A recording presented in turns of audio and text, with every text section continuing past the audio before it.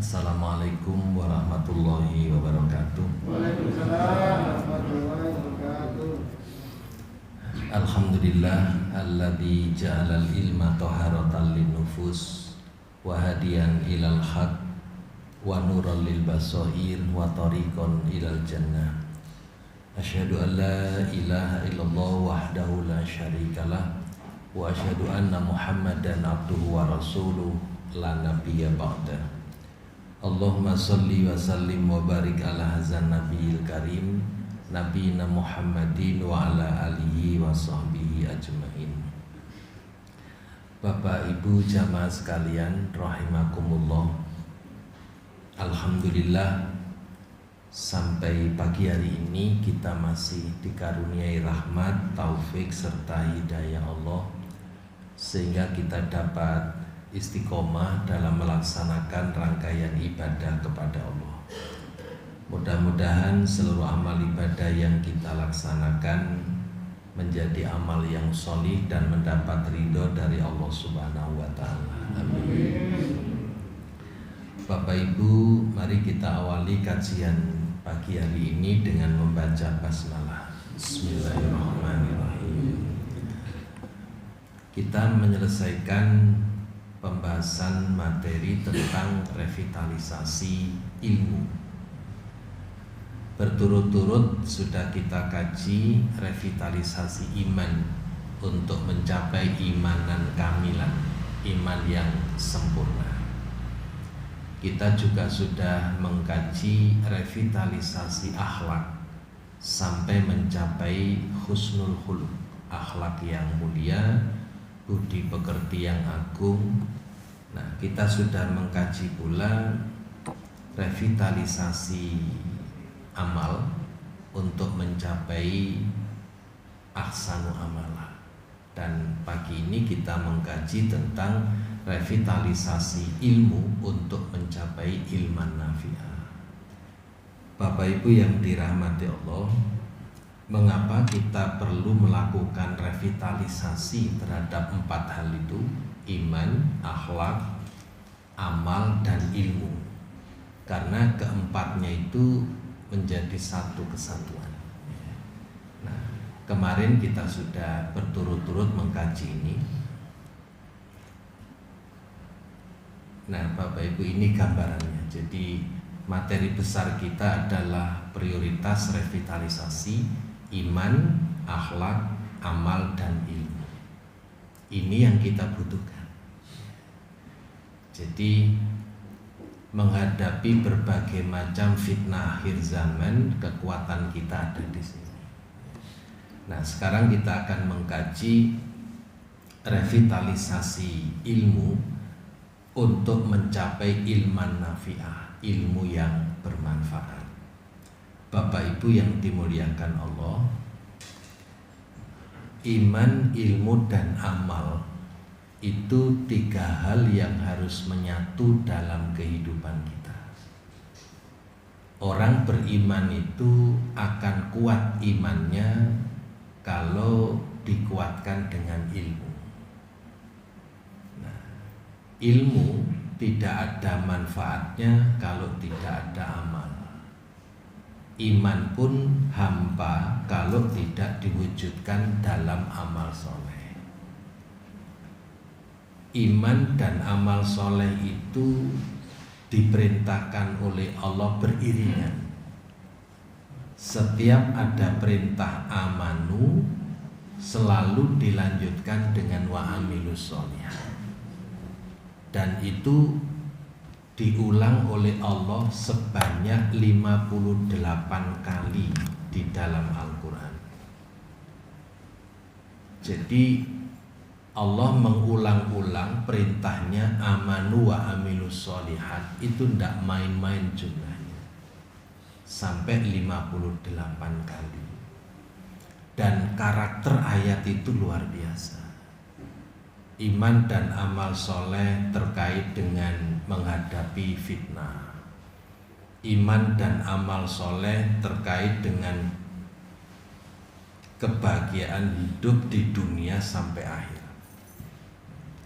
Iman dan amal soleh membangun karakter manusia menjadi baik. Iman dan amal soleh mendorong untuk menyelamatkan kehidupan sesama, untuk ta'awun, untuk syirkah dan seterusnya. Nah, karena itu iman, ilmu dan amal ini nggak bisa dipisahkan. Orang beramal tanpa ilmu ya tidak sempurna. Bagaimana dia bisa sempurna amalnya kalau tidak dilandasi dengan ilmu yang mengatur tentang amalia itu. Karena itu iman, ilmu dan amal ini harus menjadi satu dalam kehidupan kita. Bapak Ibu, iman dan ilmu apabila tidak diamalkan maka tidak ada bukti yang dapat memperkuat keimanan dan keilmuan di hadapan Allah baik di dunia maupun di akhirat. Ada satu ungkapan, al ilmu bila amalin kasyajari bila samarin. Ilmu itu tanpa amal umpama pohon tak berbuah. Karena itu di dalam Islam diwajibkan mencari ilmu. Apalagi seluruh nabi dan rasul itu selalu dibekali ilmu oleh Allah. Misalnya ketika Allah Subhanahu wa ta'ala menyampaikan kehendaknya kepada malaikat, inni ja'ilun fil ardi khalifah, aku hendak menjadikan khalifah di muka bumi. Malaikat interupsi, qalu ataj'alu fiha may yufsidu fiha wa yasfikud dima. Mengapa engkau menjadikan khalifah yang kerjanya bikin kerusakan dan pertumpahan darah? Wa nahnu nusabbihu bihamdika wa nuqaddisu lak. Sedang kami selalu bertasbih mensucikan engkau. Jawaban Allah sangat lembut, sangat bijak, jauh dari penguasa yang arogan dan sombong. Qala inni a'lamu ma la ta'lamun. Aku lebih tahu dari apa yang tidak kamu ketahui. Kemudian Allah Subhanahu wa ta'ala membekali Nabi Adam. Wa 'allama Adamal asma'a kullaha. Surat Al-Baqarah 31. Allah mengajarkan kepada Nabi Adam nama-nama benda semuanya. Lantas malaikat disuruh menyebut nama-nama benda itu. Malaikat angkat tangan tidak mampu. Berarti Nabi Adam itu diangkat oleh Allah menjadi khalifah di muka bumi, bekalnya ilmu. Bekalnya ilmu. Dan ilmu itu tidak dibekalkan Allah kepada malaikat. Sedangkan malaikat pernah berinstruksi, mengapa engkau menjadikan khalifah yang akan melakukan kerusakan dan pertumpahan darah? Allah menunjukkan kekuasaannya berbasis ilmu. Inni a'lamu ma la ta'lamun. Allah tidak mengatakan saya lebih berkuasa daripada kamu, wis menengoe, tidak begitu. Sungguh pun itu bisa dilakukan oleh Allah. Saya lebih berkuasa, tidak usah ngomong. Tapi itu nggak dilakukan oleh Allah. Artinya apa? Penguasa sejati itu kalau berbasis ilmu. Seorang penguasa yang tidak punya ilmu itu dikendalikan oleh siapapun yang mengendalikan. Seorang penguasa kalau nggak berbasis ilmu, yang mengendalikan itu staf ahli. apa katanya staf ahli, sehingga penguasa yang tidak berilmu itu cenderung jadi robot, dikendalikan oleh staf ahli. Apalagi penguasa tidak punya ilmu dan kekuasaannya ada yang bayari, maka penguasa semacam ini dikendalikan oleh remote control pengusaha yang membiayai kekuasaan itu. Allah tidak demikian. Ini a'lamu ma la ta'lamun, saya lebih tahu dari apa yang tidak kamu ketahui. Maka ketika apa yang dikhawatirkan malaikat terjadi, dan andai kata malaikat interupsi yang kedua kalinya, Allah tetap santun menjawab. Misalnya, ya Allah, apa yang sudah saya khawatirkan dulu ternyata menjadi kenyataan. Adam melanggar laranganmu, anak Adam melakukan pertumpahan darah. Allah akan jawab dengan santun, ini a'lamu ma la ta'lamun. Allah tidak kehilangan harga diri. Karena apa? Semua sudah dalam formatnya Allah, semua sudah dalam pengetahuan Allah. Disitulah pentingnya ilmu. Sampai Nabi pertama, Khalifah pertama ini diangkat oleh Allah dengan bekal ilmu. Lebih dalam lagi, Allah membekali ilmu kepada Nabi Ibrahim dengan 3 kecerdasan. Allah bekali Nabi Ibrahim itu dengan 3 kecerdasan. Yang pertama, kecerdasan empirik. Jadi Nabi Ibrahim itu memiliki kemampuan berpikir kritis empirik. Yang kedua, Nabi Ibrahim itu memiliki kecerdasan berpikir kritis analitik. Dan yang ketiga, Allah berikan kemampuan untuk berpikir kritis intuitif. Semua ada dalam Al-Quran.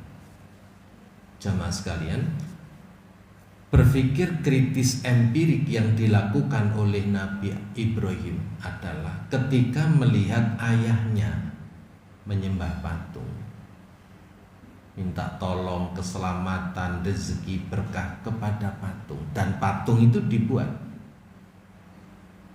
Raja Namrud berserta rakyatnya menyembah berhala. Nabi Ibrahim melihat fenomena itu, muncul berpikir kritis empirik.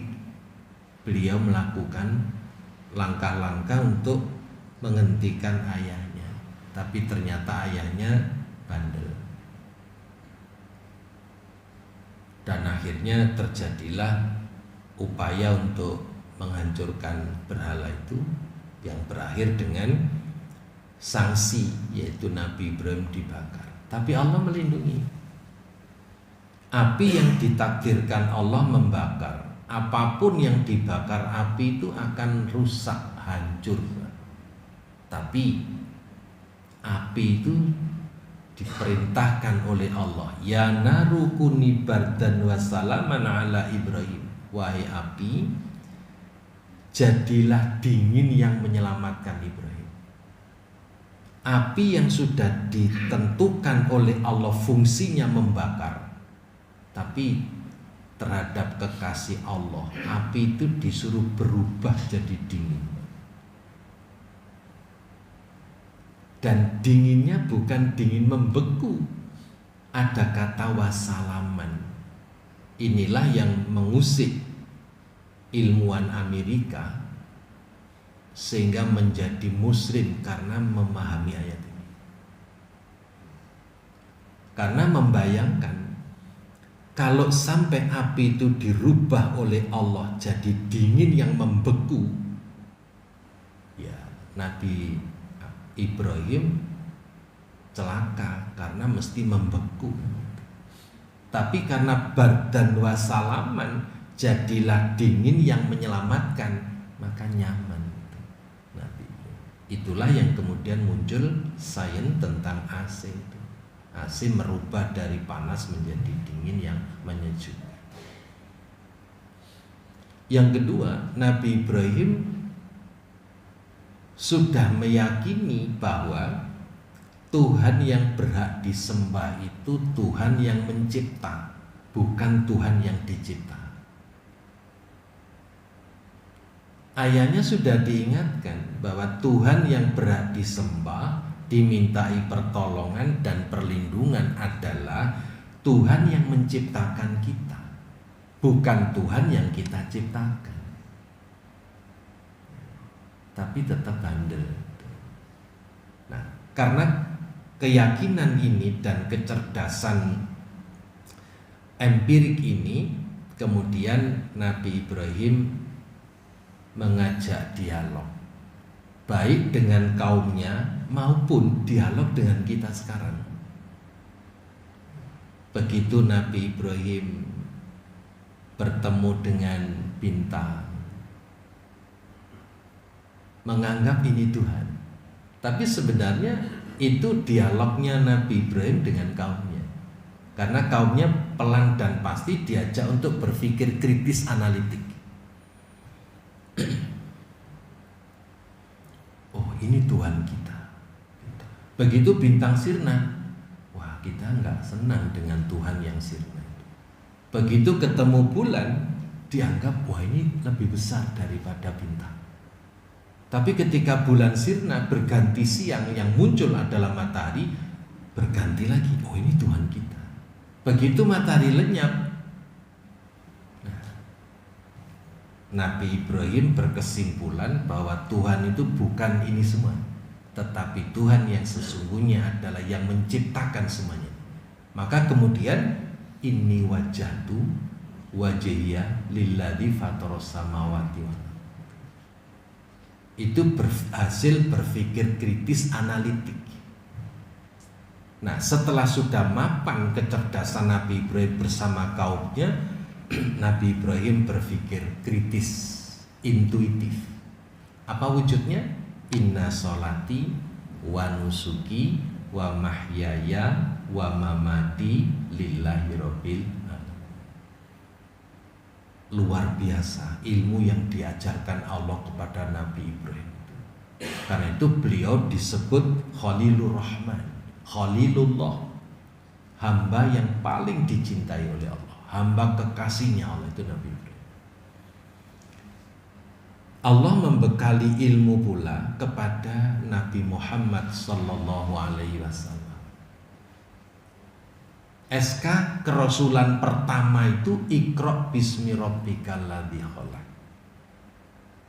Allah perintahkan bacalah dengan nama Tuhan. Artinya membaca yang melibatkan Allah sebagai pencipta. Jadi membaca apapun, menggali ilmu setinggi apapun harus melibatkan Allah yang mencipta semuanya itu. Apalagi kemudian allamal insana malam ya'lam. Allah mengajarkan ilmu kepada manusia dari yang tidak tahu menjadi tahu. Kesimpulannya apa? Seluruh nabi itu oleh Allah dibekali dengan ilmu.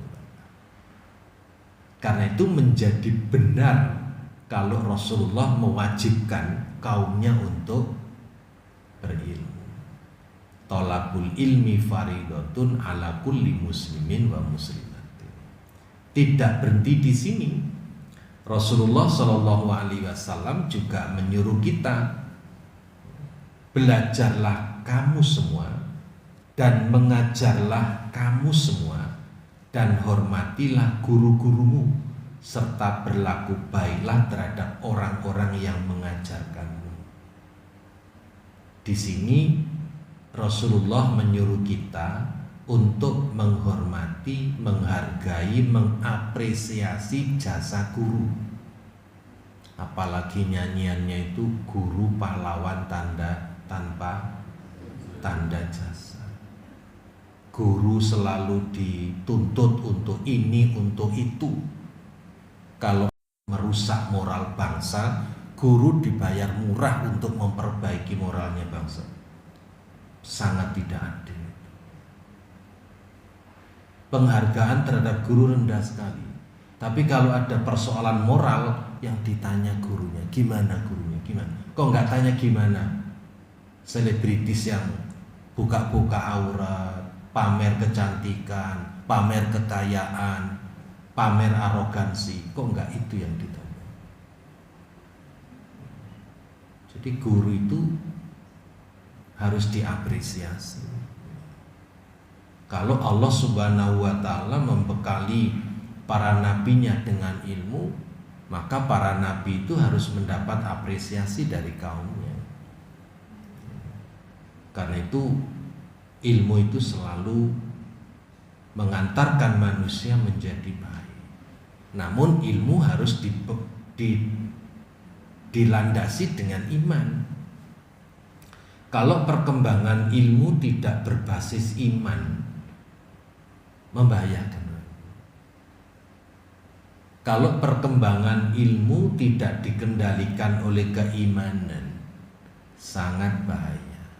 Buktinya, Hiroshima dan Nagasaki itu hancur karena bom atom, produk ilmu kan, yang tidak dikendalikan dengan iman. Mengapa? Karena abad pertengahan terjadi konfrontasi antara ilmu dan agama.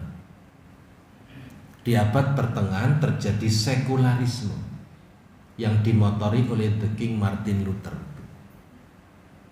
Martin Luther teriak, ilmu untuk ilmu, agama nggak usah ikut campur dalam urusan ilmu. Sejak itu muncullah paham sekularisme, yaitu ilmu nggak boleh masuk wilayah agama, agama juga nggak boleh masuk wilayah ilmu. Terjadi konfrontasi. Mengapa? Karena agamawan saat itu dominan. Agama saat itu dominan. Semua perkembangan ilmu yang tidak sesuai dengan ajaran agama itu harus kalah. Bahkan para ilmuwan banyak yang dipenjara, banyak yang dihukum kerja paksa, banyak yang dibunuh, banyak yang diancam hukuman bakar. Kasus Galileo Galilei, kasusnya Kopernikus dan Ptolemeus. Kopernikus dan Ptolemeus itu menemukan kebenaran yang mengoreksi keyakinan masyarakat saat itu. Agamawan dan masyarakat umum waktu itu berkeyakinan bahwa bumi ini berputar di porosnya, dikelilingi bulan dan matahari. Nah, itu diralat oleh Kopernikus dan Ptolemeus. Bukan itu.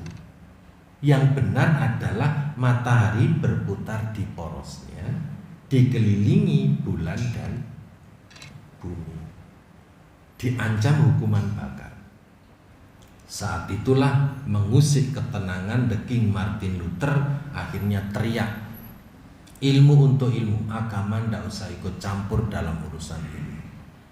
Saat itulah terjadi konfrontasi, pemisahan. Nah, hasilnya apa? Ilmu berkembang tanpa iman, tanpa agama, tanpa moral. Akhirnya ilmu menjadi bencana kemanusiaan. Padahal mestinya ilmu itu untuk kemaslahatan, bukan untuk mazhar. Karl Marx teriak pula, agama nggak usah ikut campur dalam urusan politik. Politik biar ditangani oleh para politisi. Saat itu terjadi sekularisme, perpisahan antara politik dengan agama. Padahal zaman nabi-nabi dulu itu, sebagai seorang nabi sekaligus sebagai raja, Nabi Daud misalnya. Nabi Daud itu rasul untuk mengajarkan agamanya Allah.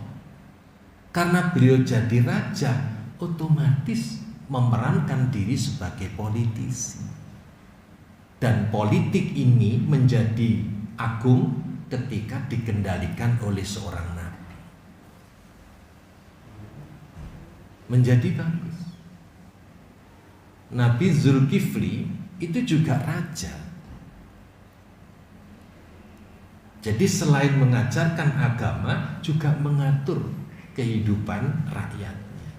Politikus, tapi politikus yang agung, tidak seperti politikus busuk yang memang sudah busuk mulai pikiran dan hatinya.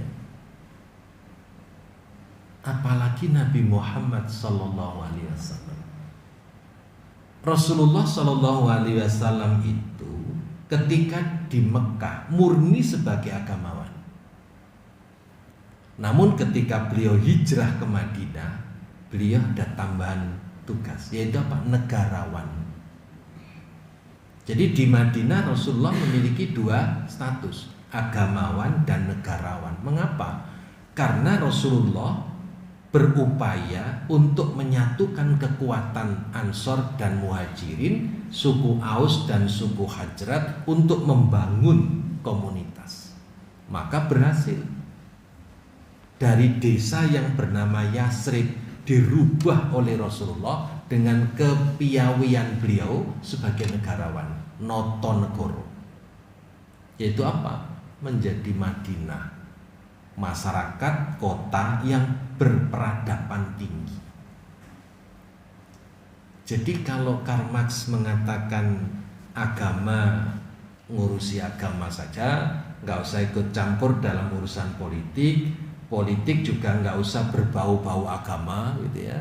Nah, itu kalau dimunculkan di era sekarang ini sebenarnya kembali ke zaman abad pertengahan dulu, mundur. Sehingga muncul di masjid nggak usah bicara politik dah gitu.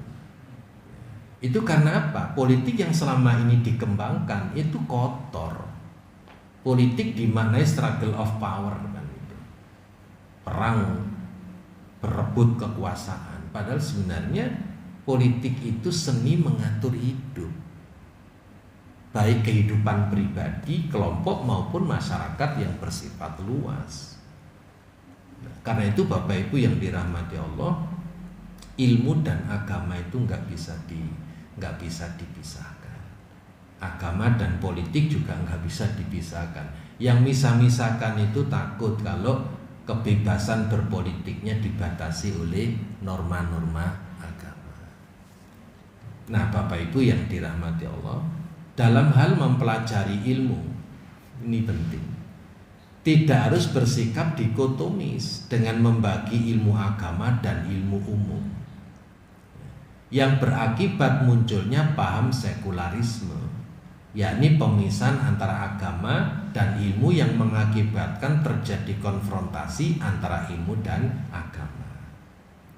Nah, perlu pada hakikatnya semua ilmu itu bersumber dari Yang Maha Tahu.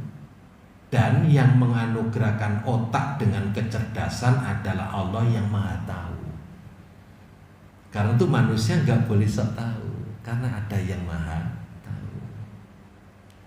Maka ilmuwan itu akan tawaduk kalau beragama.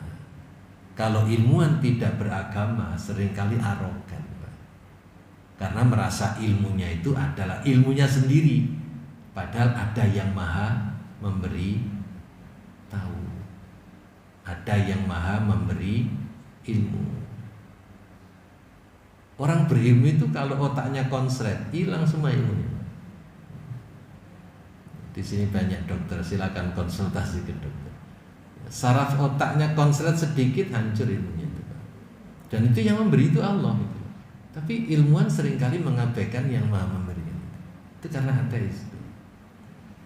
Nah, Bapak Ibu yang dirahmati Allah, apresiasi Rasulullah SAW terhadap orang yang mencari ilmu itu sampai disamakan dengan jihad fisabilillah. Jadi mencari ilmu bernilai jihad. Man kharaja fi talabil ilmi fahuwa fi sabilillahi hatta yarji'a. Barang siapa keluar dalam rangka menuntut ilmu, maka dia berada di jalan Allah sampai kembali. Jadi nilainya sama dengan syuhada. Nah, atas dasar ini semua, maka revitalisasi ilmu yang harus kita bangun, kita mesti memahami keutamaan ilmu dan keutamaan orang yang berilmu. Bapak Ibu, saya menghimpun ada 15 keutamaan ilmu itu. Kalau tidak selesai pagi ini, insya Allah saya lanjutkan tahun depan. Tinggal 1 bulan. Tahun depan. Bapak Ibu, yang pertama, keutamaan ilmu itu, ilmu membimbing menuju derajat kemuliaan di sisi Allah dan di sisi manusia. Ilmu adalah cahaya yang sering kita dengar al-ilmu nurun itu ya. Ilmu adalah cahaya yang menerangi kehidupan hamba sehingga dia tahu bagaimana beribadah kepada Allah dan bermuamalah dengan para hamba-hamba Allah. Orang alim yang berilmu adalah cahaya bagi manusia lainnya. Dengan dirinya lah manusia dapat tertunjuki jalan hidupnya. Karena itu jasa guru, dosen itu, apalagi guru besar, wong guru kecil saja sudah berjasa, apalagi guru besar itu tambah luar biasa. Tuh. Namun yang penting agama, keimanan. Nah, berkembangnya ilmu tanpa kendali iman dan agama rusak. Jadi dengan ilmu bisa membedakan mana yang benar, mana yang salah, mana yang menguntungkan dan mana yang merugikan, mana yang mencelakakan dan mana yang menyelamatkan. Itu perannya ilmu. Nah, Allah mengangkat derajat orang beriman dan berilmu. Yarfa'illahu alladhina amanu minkum walladhina utul ilma darajat wallahu bima ta'maluna khabir. Allah akan meninggikan orang-orang yang beriman di antaramu dan orang-orang yang diberi ilmu pengetahuan beberapa derajat. Dan Allah Maha mengetahui apa yang kamu kerjakan. Ayat ini menarik untuk didialogkan. Kenapa? Allah Subhanahu wa Ta'ala mendampingkan orang berilmu dan beriman, orang beriman dan berilmu. Artinya derajat orang berilmu itu dinaikkan oleh Allah selama ilmunya dimotori, didasari oleh keimanan. Maka orang berilmu itu tidak akan mencapai derajat tanpa iman. Mengapa tidak amanu wa amilus sholihat? Padahal amanu wa amilus sholihat terulang 58 kali. Tapi mengapa untuk konteks Al-Mujadalah 11 ini yarfa'illahu alladhina amanu minkum walladhina utul ilma? Itu artinya bahwa iman dan ilmu itu enggak bisa dipisahkan. Karena itu ilmuwan-ilmuwan sekuler itu akan mengalami kehampaan makna. Ilmuwan-ilmuwan sekuler akan mengalami penghampaan makna, kehampaan makna, makna hidup. Saya pernah ketika ada rapat itu, di sebelah saya kebetulan guru besar yang titelnya itu sampai 1 baris itu jatuh ke bawah karena saking panjangnya. Dasar namanya juga panjang, terus titelnya itu profesor, doktor sampai turun. Jadi tidak 1 baris, turun ke bawah. 2 soft itu ya. Itu. Dalam rapat itu kayak sempat-sempatnya bisnis saya, Mas. Ternyata hidup itu cuman begini saja ya. Loh, kok gitu Prof? Ya saya itu rasakan. Setelah puncak prestasi akademik saya sudah ngetop, sudah nggak ada lagi itu, karena sudah 2 soft itu namanya. Ternyata begini saja. Loh kok bisa gitu Bro? Iya. ternyata hidup itu kalau tidak dekat dengan Allah itu mengalami kehampaan makna. Oh, batin saya, sejak kapan kesadaran ini muncul? Tapi cuma batin, saya nggak mau ngomong, tak batin aja. Jadi saya punya ilmu kebatinan waktu itu. Cuman saya batin, sejak kapan? Mestinya sejak dulu, Prof. Kan begitu kan? Sejak dulu. Oh, Rasul itu loh, Rasul-Rasul Allah itu loh sudah ratusan tahun, ribuan tahun diutus untuk apa? Ya untuk memaknai hidup dengan dekat dengan Allah, taat beragama, melaksanakan perintah Allah dan Rasul sejak dulu. Nah, dalam hati saya berkesimpulan, ya profesor ini rada telat ngomongnya. Meskipun guru besar, tapi kesadarannya kecil. Ini pengalaman saya yang empirik banget gitu. Sampai sekarang saya selalu merenung, iya ya ternyata penyesalan itu benar di akhir waktu. Tidak ada penyesalan di depan, itu nggak ada, mesti di akhir. Ya. Beliau cerita banyak itu, sampai rapat selesai itu belum selesai ceritanya, Pak. Waduh itu dawa banget. Jadi menceritakan tentang gagalnya anak karena kurang uswatun hasanah dari orang tua. Saya kurang memperhatikan anak saya. Hak anak saya tidak saya penuhi. Akhirnya apa? Anak saya sudah nggak mencerminkan saya lagi. Baru sadar. Kalau orang tua itu role model. Jadi apapun nggak perlu jadi profesor dulu. Sejak statusnya sebagai orang tua harus jadi role model. Harus menjadi uswatun hasanah. Apalagi dalam nilai-nilai kebangsaan kita kan punya Pak Ki Hajar Dewantara itu, yang filsafat hidupnya sangat luhur itu. Ing ngarsa sung tulodo, ing madya mangun karsa, tuturi andai. Kurang opo itu? Jadi ing ngarsa itu harus menjadi tulodo. Nah sekarang kenyataannya yang di ngarsa itu enggak ada yang jadi sung tulodo. Gombloi itu. Bahasa Blitarin beledek. Terus kita ini mencontoh siapa? Wong mestinya yang ngarso itu jadi tulodo. Sekarang nggak ada yang jadi tulodo. Malah melakukan kesalahan beringas-beringis saja itu. Sudah dikasih rompi KPK, beringas-beringis, selfie dada-dada. Itu sung tulodonya di mana gitu. Jadi Bapak Ibu, kisah seorang profesor ini menarik untuk saya renung itu. Karena itu Bapak Ibu, iman dan ilmu itulah yang dijanjikan Allah akan diangkat derajatnya. Sekarang yang kedua, ilmu itu warisan para nabi. Hadisnya sahih, keutamaan seorang alim berilmu atas seorang abid ahli ibadah seperti keutamaan bulan atas seluruh bintang-bintang. Sesungguhnya ulama itu pewaris para nabi.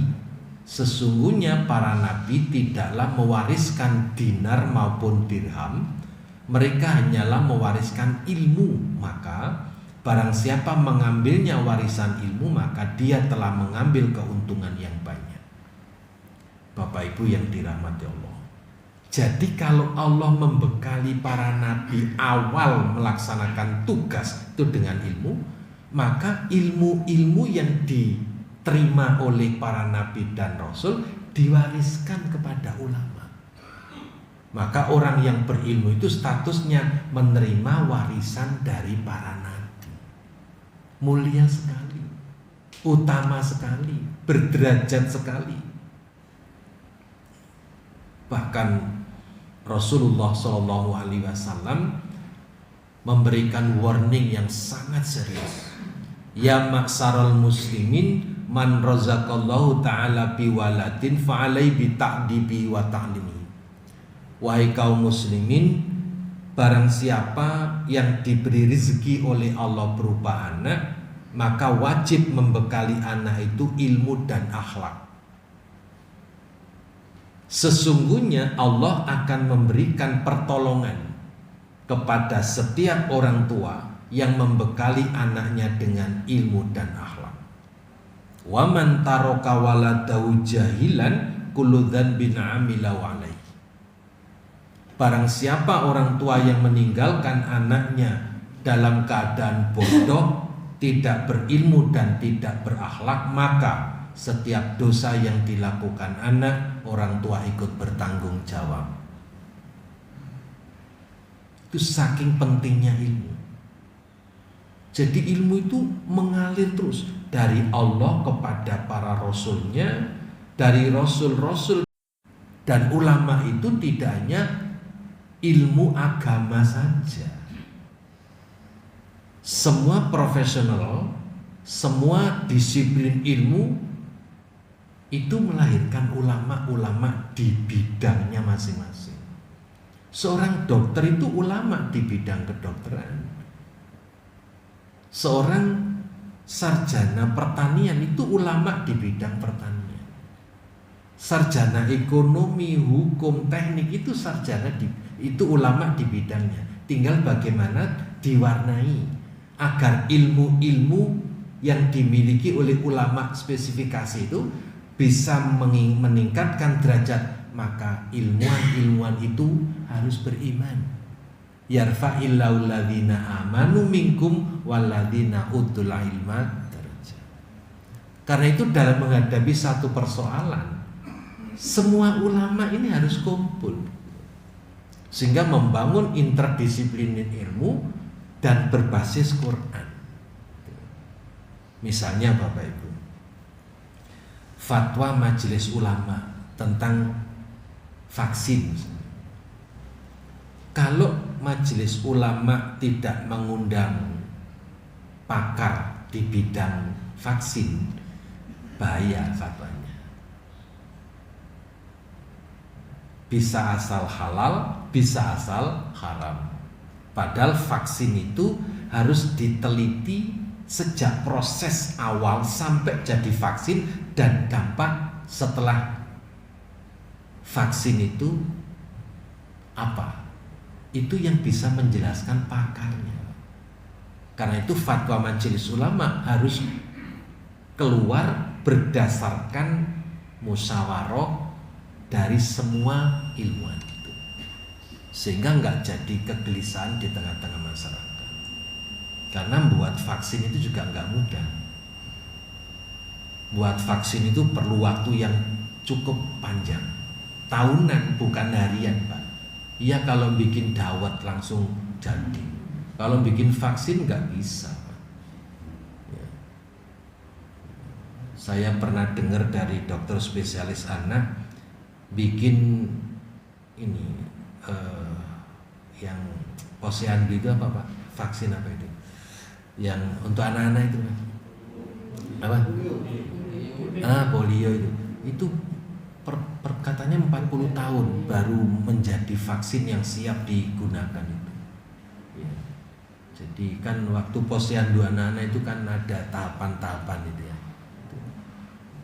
Itu 40 tahun baru jadi.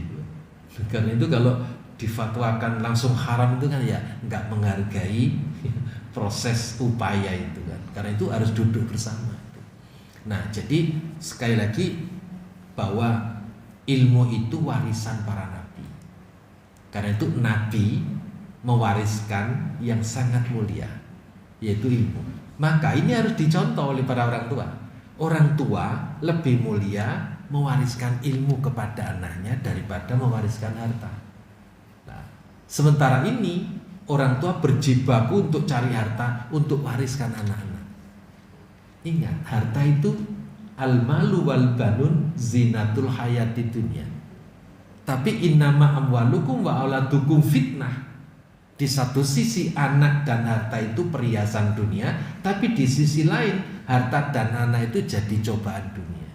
Maka kalau diwariskan harta, rawan sekali timbulnya konflik rebutan harta warisan. Dan kasusnya sudah ada di mana-mana. Tapi kalau meninggalkan warisan ilmu seperti Nabi mewariskan ilmu kepada para ulama dan orang tua mewariskan ilmu kepada sang anak, insya Allah nggak ada konflik tentang ini. Anak akan punya masa depan yang jelas, punya alat untuk hidup di masa depan. Karena itu bagus sekali ungkapan Khalifah Umar bin Khattab, didiklah generasimu untuk hidup pada zamannya. Jangan engkau didik generasimu untuk hidup pada zamanmu. Mengapa? Karena zamanmu dan zaman mereka berbeda. Artinya apa? Kurikulum itu harus perspektif. Kurikulum itu harus visioner, menjawab tantangan masa depan anak-anak dan generasi kita. Sehingga ilmu itu terus berkembang dan agama selalu menjawab tantangan zaman. Bapak Ibu, dari 15 keutamaan ilmu, saya baru mampu menjelaskan dua keutamaan. Yang 13 akan saya sampaikan insya Allah tahun depan. Ada yang perlu ditanyakan? Silakan Bapak.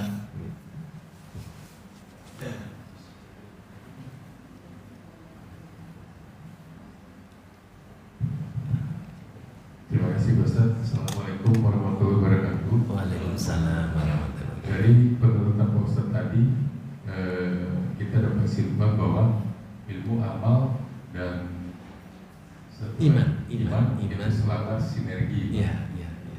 Nah, yang saya tanyakan, bagaimana Pak Ustaz saya pribadi yang ilmu amal tidak seberapa besar dapat membentengi diri sendiri ini agar ilmu amal dan itu tadi iman tadi selaras kita jalankan dalam kehidupan sehari-hari. Karena kalau kita perhatiin di saat ini beberapa tokoh yang kita anggap ilmu, amal, dan iman yang sudah kuat aja sering melintir gitu. Bahkan ada tokoh ulama besar juga kadang-kadang melintir. Bahkan sekarang ini ada salah satu dosen juga melintir juga padahal agamanya tinggi gitu. Nah, bagaimana cara membentengi kita agar kita tetap istiqomah gitu? Boleh yang kedua Pak Ustaz? Boleh, silakan. Tentang tadi Pak Ustaz nyinggung tentang politik ya. Yang saya tanyakan gini Pak, kita dinegatifkan dengan umat Islam ini dinegatifkan dengan politik identitas. Padahal yang saya tahu itu kan identitas itu ciri khas atau jati diri. Betul. Sama kita, identitas kita adalah KTP. Berarti KTP itu adalah jati diri kita. Yang saya tanyakan, umat Islam ini kan berpolitik dengan keislamannya. Identitasnya adalah Islam. Kenapa bisa timbul politik identitas Islam ini jadi negatif, Pak Ustaz? Dengan kehidupan sekarang. Kira-kira tanggapannya gimana, Pak Ustaz? Terima kasih, Pak Ustaz. Baik ya Pak, terima kasih. Pertanyaan yang pertama sebenarnya sudah Bapak jawab sendiri, istiqomah. Jadi Rasulullah SAW pernah menegaskan amantu billah tsumastaqim, agar kita ini memiliki kekuatan, kesempurnaan dalam iman dan amal soleh, maka ketika kita sudah beriman kepada Allah, beristiqomahlah, ajeklah istiqomah dalam melaksanakan perintah dan menjauhi larangan. Dalam riwayat Muslim, Rasulullah SAW sudah menggambarkan fitnah akhir zaman yang merusak iman, dan sekaligus Rasul memberikan solusi cerdas. Hadisnya begini: badiru bil a'mali fitanan kakito ilail muslim, yusbihur rajulu mu'minan wa yumsi kafiron, wa yumsi mu'minan wa yusbiha kafiron, yabi'u dinau bi ardi minad dunya. Bersegeralah beramal, karena akan datang fitnah besar menimpa kalian seperti gelap menyelimuti malam. Pagi hari seseorang masih beriman, sore hari sudah berubah menjadi kafir. Sore hari seseorang masih beriman, pagi hari sudah berubah menjadi kafir. Yabi'u dinau bi ardi minad dunia, dijual imannya untuk kepentingan dunia. Masuk politik identitas, Pak. Bahwa sabda Rasul ini pertama warning. Ketika menghadapi fitnah besar seperti gelap menyelimuti malam, dampak negatifnya orang beriman itu bisa berubah seperti ganti baju, Pak. Pagi mukmin, sore kafir, sore mukmin, pagi kafir. Nah, di akhir zaman banyak sekali orang menjual agama untuk kepentingan sesaat. Banyak orang menggadaikan agama untuk jabatan. Orang menjual ayat untuk pengakuan. Maka solusi cerdas yang ditawarkan Rasul, badiru bil amal. Bersegeralah beramal. Artinya beramallah dengan semangat fastabiqul khair. Karena amal ini menjadi bentengnya iman sekaligus pupuk suburnya iman. Karena itu ketika kita ingin istiqomah dalam menghadapi berbagai macam tantangan, maka keinginan itu harus terus dipupuk suburkan. Allah Subhanahu wa ta'ala itu menghargai proses dan keistiqomahan. Sekecil apapun proses yang kita lakukan, yang penting dilakukan istiqomah, itu dihargai tinggi oleh Allah. Khalifah Ali bin Abi Thalib mengatakan, kalian jangan sedih kalau hanya beramal sedikit, tapi sedihlah kalau yang amalan sedikit itu tidak bisa ikhlas dan tidak bisa istiqomah. Memang istiqomah itu berat, Pak, karena yang ringan itu istirahat. Ya, itu jawaban saya pertama, Pak. Kemudian politik identitas sama dengan abad pertengahan. Ya. Jadi ada upaya menjauhkan politik dengan agama. Nah, dalam konteks Indonesia ada upaya menjauhkan Islam dari persoalan politik, sehingga Islam tidak mewarnai percaturan politik. Maka kalau umat Islam berpolitik itu sudah ada label-label tertentu, termasuk politik identitas. Nah, padahal kalau kita melacak sejarah, ketika Rasul diangkat oleh Allah jadi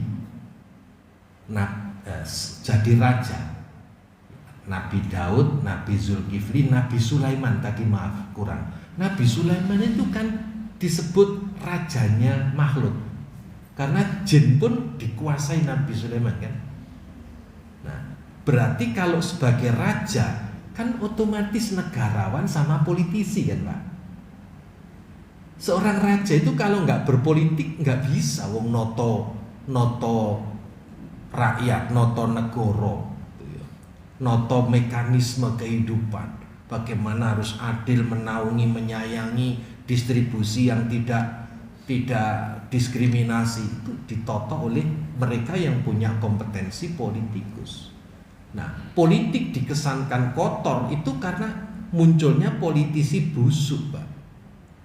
Sehingga politik itu menjadi, politik itu kotor, jangan bermain-main politik. Nah, hidup ini, politik itu seni mengatur hidup. Secara pribadi kita ini juga berpolitik, Pak. Dengan komunitas kita berpolitik, apalagi berbangsa dan bernegara. Nah, sebenarnya ada gerakan Islamfobia. Jadi ketakutan sekali terhadap Islam. Karena itu kemudian melakukan demonologi, pencitraan buruk terhadap Islam. Orang yang Islamnya kencang itu ya sudah diwaspadai sebagai benih-benih penebar radikalisme. Dan ada simbol-simbol yang menandai itu. Kalau jenggoten mesti ini, celana cingkrang mesti ini, gitu ya. Kemudian pakai ini. Jadi ada itu. Dan memang kemudian ada pencitraan. Jadi dikesankan citranya jelek. Jadi pencitraan itu tidak hanya tampil prima, tapi pencitraan yang jelek itu namanya demonologi. Dan itu tidak lepas dengan konspirasi global. Dalam bukunya Dr. Jalal A'lam, Dendam Barat dan Yahudi terhadap Islam, ada 8 langkah menghancurkan umat Islam dan Islam. Salah satunya adalah itu, jauhkan umat Islam dari politik, jauhkan umat Islam dari persatuan, jauhkan umat Islam dari produsen teknologi canggih. Karena itu umat Islam digelontor terus teknologi canggih biar enggak berkesempatan memproduksi teknologi. Jauhkan umat Islam dari Al-Quran dan seterusnya. Nanti barangkali bisa dibaca bukunya Dr. Jalal A'lam, Dendam Barat dan Yahudi terhadap Islam. Demikian Bapak jawaban saya. Terus kita kaji situasi dan kondisi karena terkait dengan ya masa depan kita. Silakan Pak. Ya. Ini nanti sampai duhur ya kira-kira. Dada, moga Pak. Iya, silakan Pak. Ya. Nah. Assalamualaikum warahmatullahi wabarakatuh. Waalaikumsalam. Begini ya Pak, kadang-kadang orang itu banyak pengetahuan yang tinggi. Ya. Kadang-kadang kalau kita hitung ilmu, misalnya 100%, yang dicapai adalah 90%. Karena itu jadi dikatakan tadi Ustadz, Profesor Dr. dan sebagainya sampai filsuf. Tapi kadang-kadang yang tidak bisa dicapai hanya 10%. Iya. Ini bisa menimbulkan keluarga. Betul. Cuma yang saya tanyakan gini Ustaz, di Al-Quran ada yang namanya ilmu Tuhan yang ajari. Itu apa sebetulnya artinya? Ilmu Tuhan yang Ajari. azali. Iya. Ya. Terima kasih. Assalamualaikum Baik. warahmatullahi wabarakatuh. Waalaikumsalam warahmatullahi wabarakatuh. Berkaitan dengan ilmu sama dengan rahmat Pak. Jadi Allah Subhanahu wa taala itu berfirman dalam hadis qudsi, rahmat Allah itu jumlahnya 100. Yang satu rahmat itu diberikan Allah kepada makhluknya di dunia, semua makhluk dapat. Baik manusia maupun binatang maupun yang lain itu dapat kebagian satu rahmat saja. Dan orang manusia pun tidak hanya yang beriman kepada Allah, yang mengingkari, mendustakan, ateis, menentang Allah pun dikasih rahmat oleh Allah. Buktinya apa? Seateis apapun orang itu diberi kesempatan hidup, menghirup udaranya Allah, diberi jabatan, diberi ilmu karena dia mencari. Jadi rahmat Allah satu itu dibagi untuk seluruh umat manusia. Itu pun manusia nggak bisa menghitung. Wa in ta'uddu nikmatallahi la tuhsuha.